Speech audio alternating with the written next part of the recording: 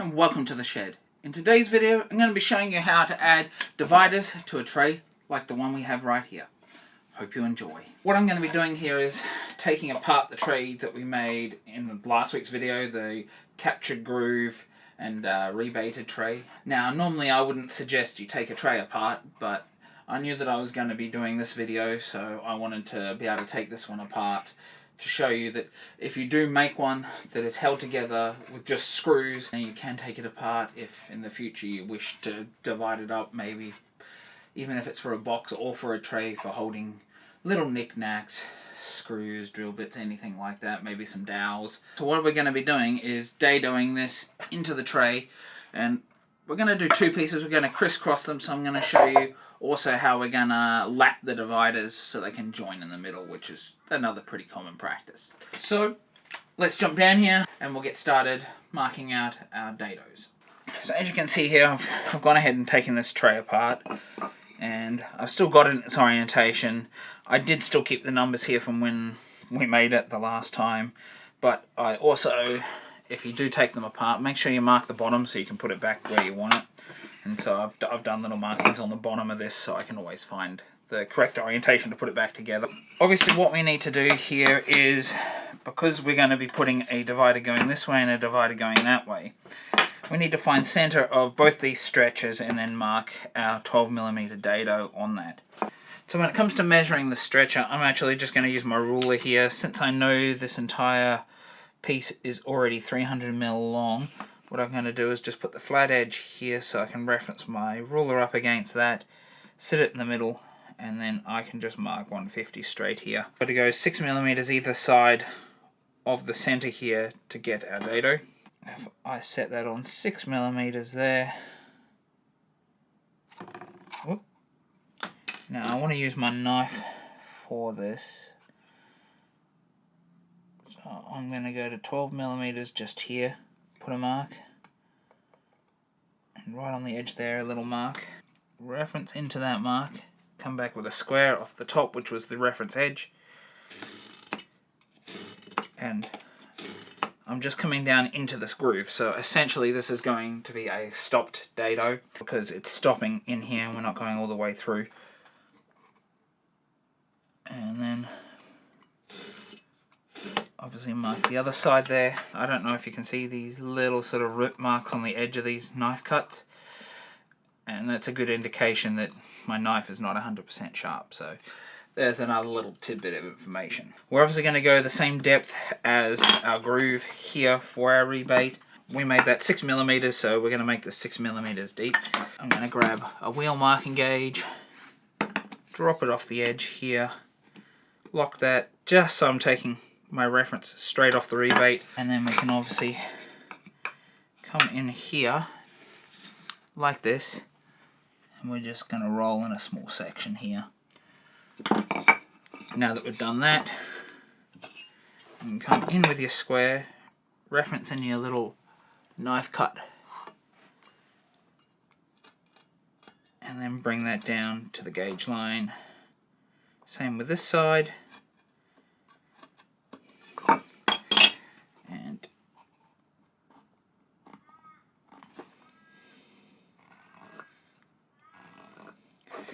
And now if we look at this, we've got it all marked out, ready to go with our depth here. If you're using a dado like that for, say, a shelf, you want it nice and tight, so you really want to make sure that you initially start a little bit smaller and you can actually shave the shoulder out to get a nice tight fit.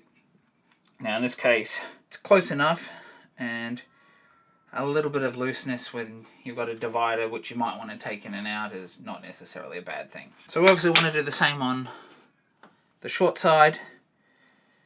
So we come along, it's about 150, so we're going to hit up 75 here and then mark either side like we did before. Onto the 12mm there, down there, and then we obviously want to come in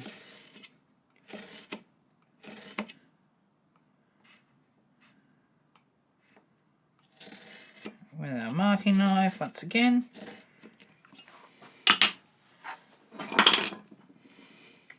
Same depth with the marking gauge. And then once again use the square.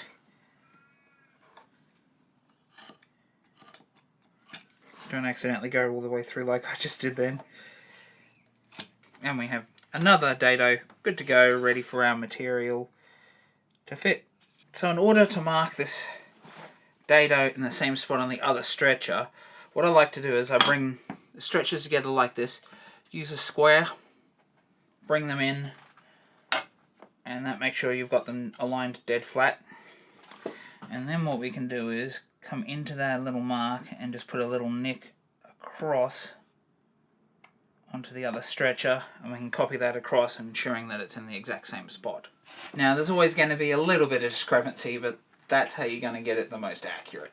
So since we're doing a stop dado here, we obviously can't saw all the way through, so we're going to have to do this a little bit different. Now, if you've seen the video where I did the stop to groove, we essentially do a similar process here, but we essentially already have our stop here because we've already got our groove entered in on this piece. So we don't really have to worry about chopping out and putting a stop in there. We've just got to watch about cutting this out. I'm going to come in like this, start at the top edge.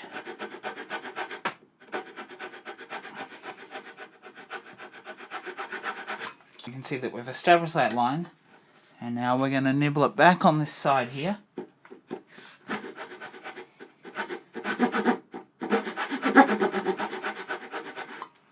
We're down to depth here, and then little strokes like this, which is not the easiest to do.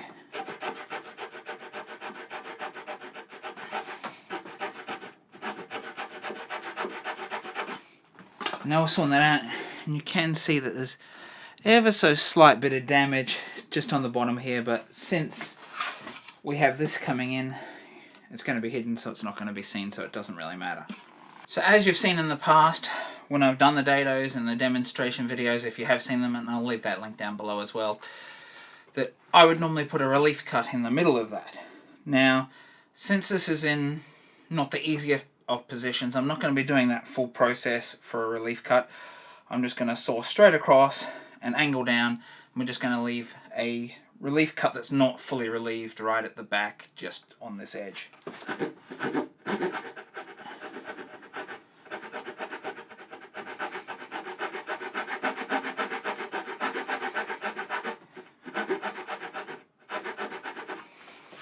That's all I've done, and now we've got that relieved. So now that we've got that prepared, we obviously have to remove that material. So you want to get a chisel that's going to fit between that. Whatever size you've got, I think this is about a 10mm chisel, so that's going to fit nicely between there. I'm going to be doing what you probably shouldn't do and just chiseling back towards me, because this is going to be the easiest way for me to show you this. So I'm going to get the chisel like this, and then we're just going to start taking a little bit off under control with mallet with little tiny taps. And we can see that we took a good amount out just in that first pass.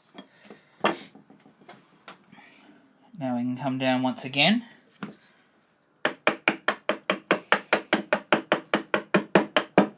And we're pulling out yet another pass.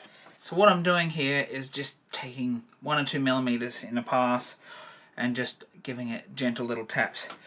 Now, we might not even need the mallet for this, so you can see here that just with hand pressure, you can just push the chisel through and clear out your material. So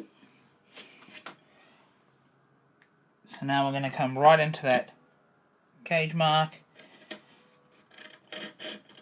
and I'm just going to keep pushing this material out. We look closely here, and I know it's not the easiest to see, there's still a little ridge of material here, which means we're down to depth on this side, but we're not down to depth on this side.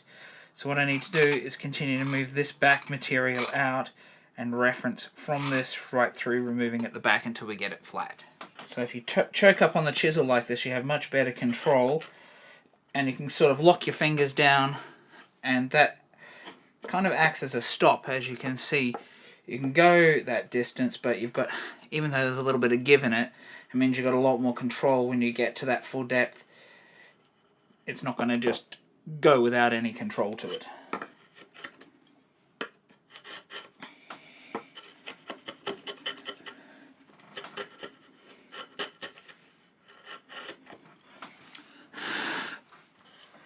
So I can now see that this is referenced through pretty flat, which is exactly what we wanted. In a situation like that, if you had a router plane, and we will get to a router plane in some later videos, that's where you could bring your router plane in, as long as it fits inside your groove, or your dado in this case. You can use that to ensure that that is completely flat all the way through, referencing off the top here. Now, we don't have anything like that, so we're relying on our chisel to tell us what is actually correct.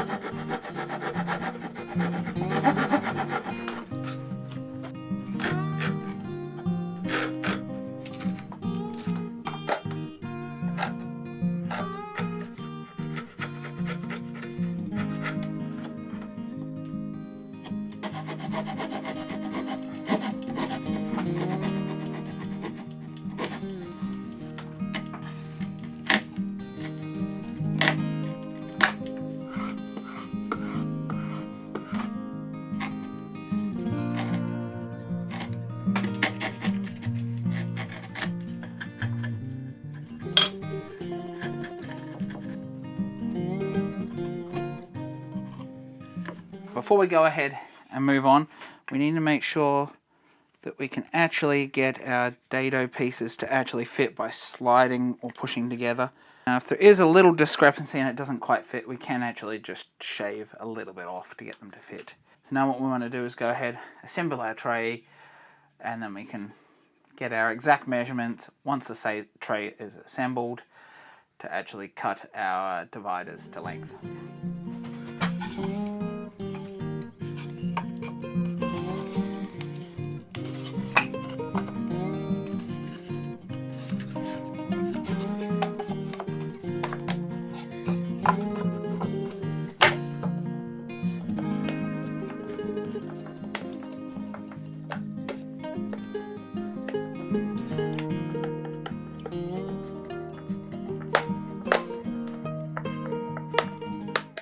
So now we've got the tray assembled or reassembled. We obviously now need to take our markings from the back of each of these dados to actually get our length, and then cut them to length, put them on the shooting board to ensure that they're square. So we come in for 275. We'll mark 147 from this side.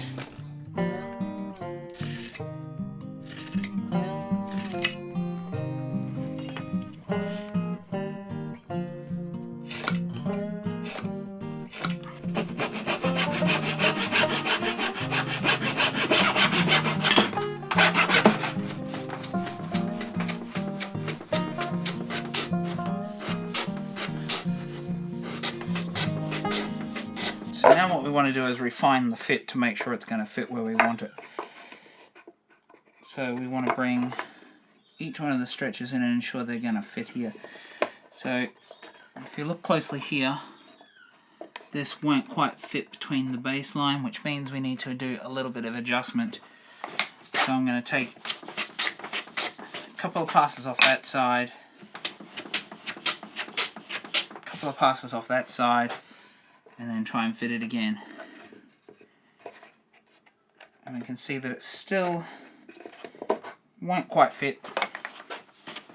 One pass off that side, one pass off that side. And we can see that that now fits in there nicely. If it's a little bit high, we'll end up hand planing that down later on to get it to be nice and flush. And once again, this almost fits. It's just a little on the tight side. It is starting to go in, so what we're going to do, a couple of passes off that side, a couple of passes off that side. And it's still a little tight, so we'll repeat that process.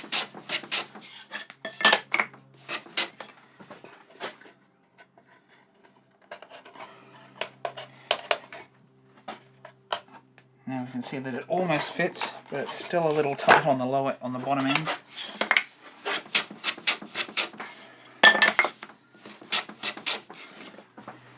So I'm going to try that once more. If it's still tight, it might be in the width.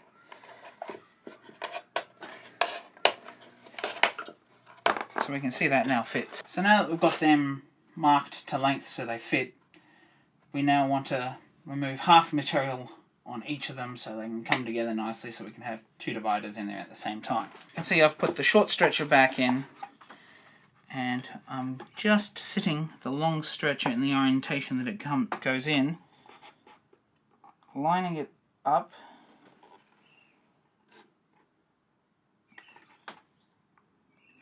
and then just angling it slightly so you can see the tip of this sits down into that dado. Then with my marking knife I'm going to put a little nick on this side and on that side. So we've ended up with two little tiny nicks either side here to mark where that goes. Mark up onto this piece as well,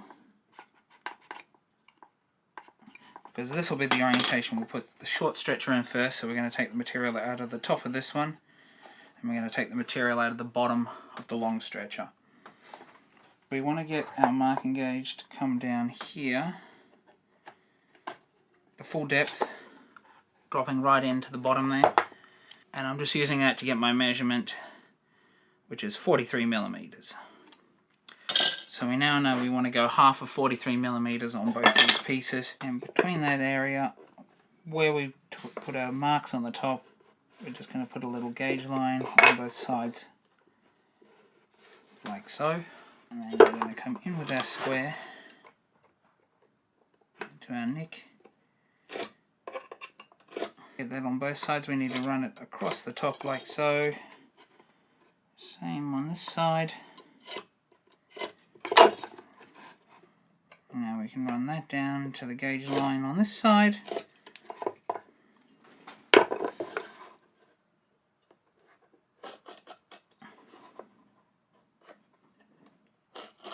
So we have a nice close look at this. We've got half that material, and you can double check if it's half, and we can always do a little bit extra work on the bottom here if we need to get it to fit afterwards.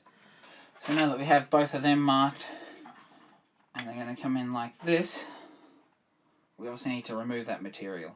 So just like whenever we do this for accuracy of sawing, we want to come in, remove that material, create our little shoulder or reference for our saw,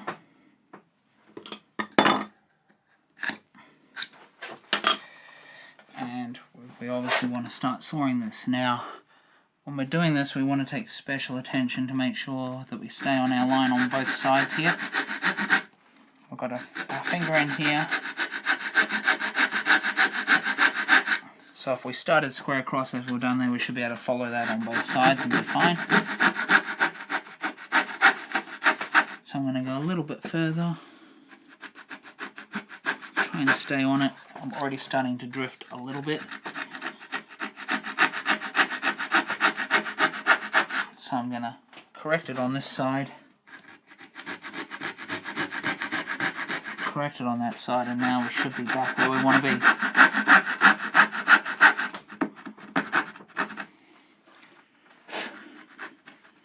Now we can obviously fix that up with a chisel.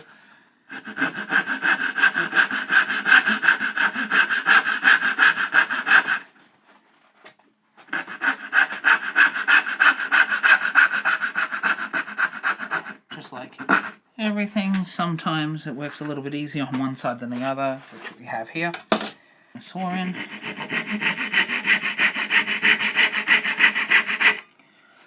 Cut straight across to start with.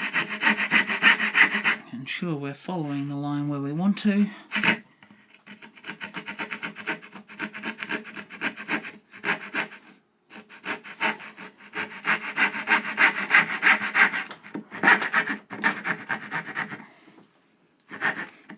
just started drifting on the line the wrong side there, so I had to correct that.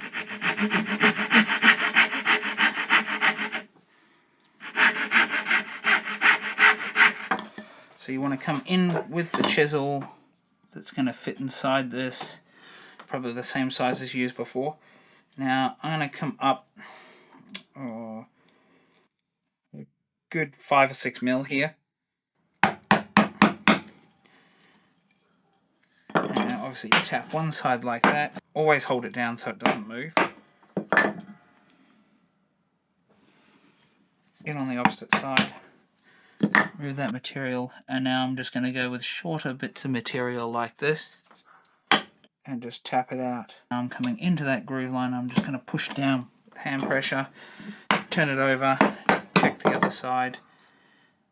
I'm not putting a lot on it now, so I'm not going to. Now I can see that I haven't quite got clear shoulders here, but we can see if it's going to fit. So you can see doing this that it's not quite fitting in the lower part, and that's where I noticed that I haven't quite got to the knife lines I put there. So I'm going to hold it down again and come back with my 1-inch chisel.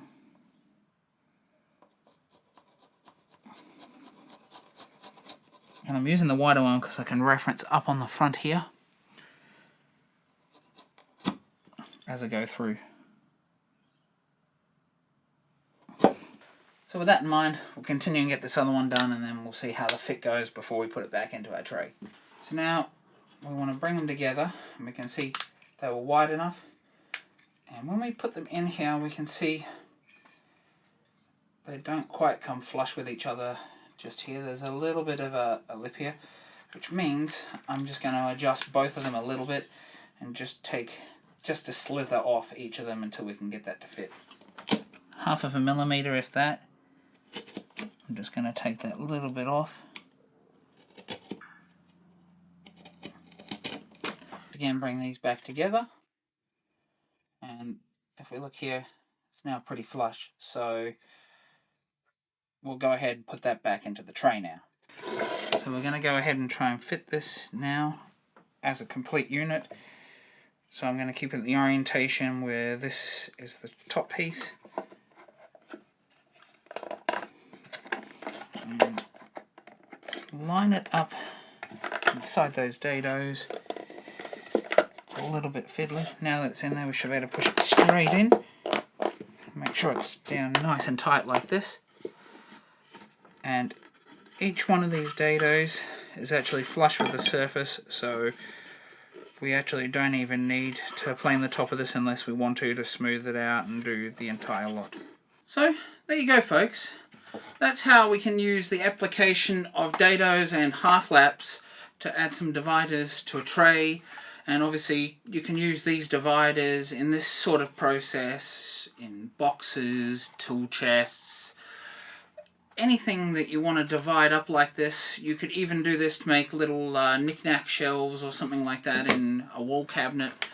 So the processes are the same no matter how you scale up this the use of these dividers, through using just simple dados to house them. And at the end of the day, essentially all we're doing using the dados here is making a shelf, but because it's in a box, it's flat, so it's just a divider. And because we want to have 2 dividers here, you obviously need to half lap them so they can intersect with each other and fit. So as you can see, it was once again a fairly simple process to do such a thing, and now you know how to do it. So I put it over to you to see how you can use these, and I'd love to hear in the comments below how you've used dados or whether you've done dividers like this in the past. So please let me know. So if you like this video, please consider liking and subscribing down below. It really does help the channel out more than you know. If you'd like to support me a little bit further, please consider giving a super thanks to this video if you got some value out of it, or even checking me out on Patreon. Links in the description below. And if you'd like to see some more videos like this great video here today, please check out the video up here where we actually make the tray that we put the dividers in today, and also the beginner playlist that this video is part of. Bye for now.